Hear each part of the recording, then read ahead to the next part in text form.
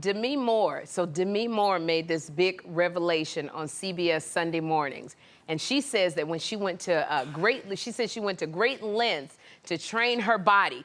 Oh, wait a minute, hold on, y'all. I gotta tell y'all one thing. Oh my gosh, I've got to tell y'all something. I'm training my body to do cold plunges. Have you ever heard of those cold plunges? So I was thinking about that. I meant to tell y'all, this is where you submerge your body in ice water. And I did it last season with Millie Almodovar. And y'all take a look when I did the cold plunge. Go right in there, Sherri. Don't play it. No, you gotta go in there, Sherri.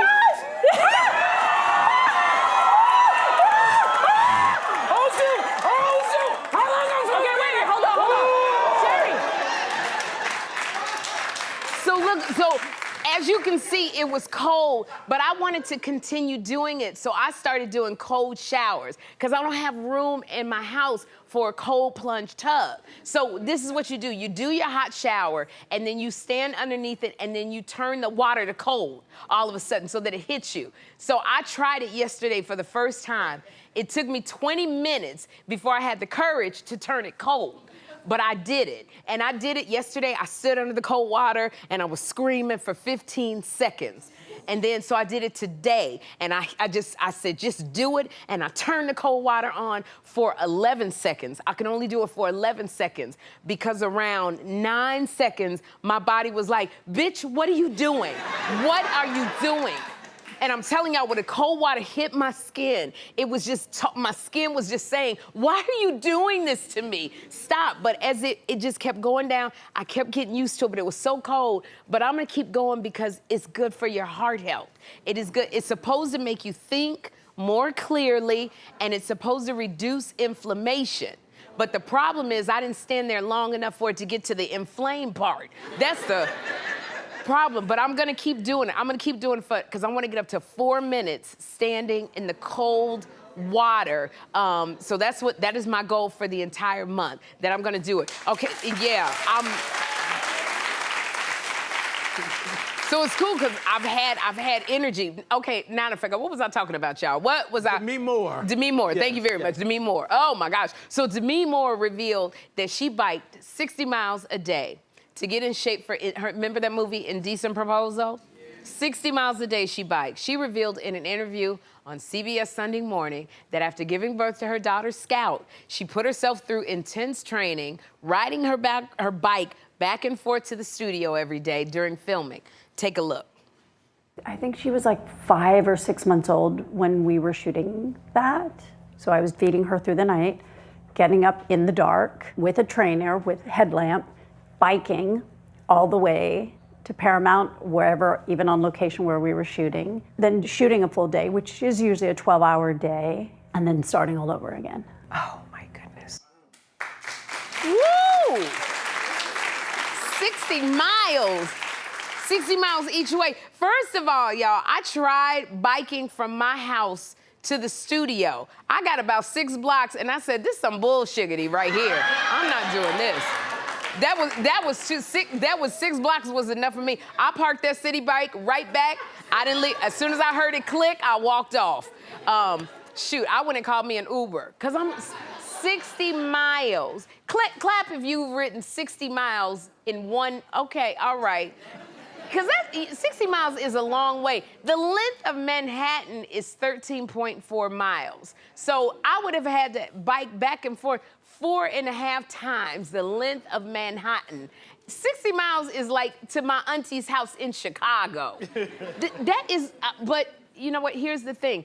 Demi Moore made a lot of money for Indecent Proposal. So at one point, Demi Moore, she was the highest paid actress in Hollywood. So she had an incentive to be riding back and forth 60 miles each way, because she had to look a certain way in Indecent Proposal, if you remember that movie. And I think about it, if Tyler Perry told me he was gonna pay me $1 million if I rode 30 miles to work and back, you best believe my ass would be on that bike. I would be on that bike. I would be riding that bike. The tires would be worn out. The whole time I would be huffing and puffing. I would be like, you know what? I'm gonna get a 1 and all those zeros behind it to do this. I would be riding. So I feel like if you got an incentive, you can do anything. It gives you that extra thing to keep going. But just around 60 miles, I remember when I was on, I was in a sitcom, I was in a comedy TV show. It was called Trial and Error. And my character on the show had it had several neurological disorders, this woman. And one of my neurological disorders was I walked backwards. Like if I stressed out, I would walk backwards. So I had to practice walking backwards. And that was so difficult, but all of the executives were so impressed at how good I was, because I did it really fast. I could run backwards, I could walk backwards, but what they didn't see was me falling down the stairs at home. They didn't see me bumping into stuff, falling over tables, walking into doors. And that was probably the hardest thing I had to do for a job. But I was getting paid very well to fall on the table and fall down the stairs. So that was hard. I think probably one of the other hardest things I have to do is I got to lose weight every summer so I can get back on this talk show in September. That's a hard one, too, because in the summertime, I eat like nothing. I eat nonstop, and then I come in for a fitting, and nothing fits, and I can see tears coming down Willie Sinclair III's eyes. And I remember talking to my girlfriend, Niecy Nash Betts, and she said she's in a show called Grotesquerie. And so she said, Sherri, we eat like crazy over the summer, then we got to get back to our warrior weight. So every year it gets harder and harder, because as you get older, you like eating and you start feeling comfortable with your yoga pants on because they stretch. So, you know, that's one of the hard things, because every time I start this show, I look at the scale and I go, I got 3 more weeks to get it together. And as these semi-glutides like Ozempic and Mounjaro have shown me, I'm weight resistant. Because I've only lost 1 pound on the Mounjaro, and 1 pound. But like I always say, my blood glucose level is amazing. But I have not lost any weight. I don't know. I be injecting myself, I don't lose any weight, but boy, my blood glucose level is just so amazing. So Demi, I applaud your work ethic, but we all know a little incentive goes a long way. It really does. Hey, Sherri.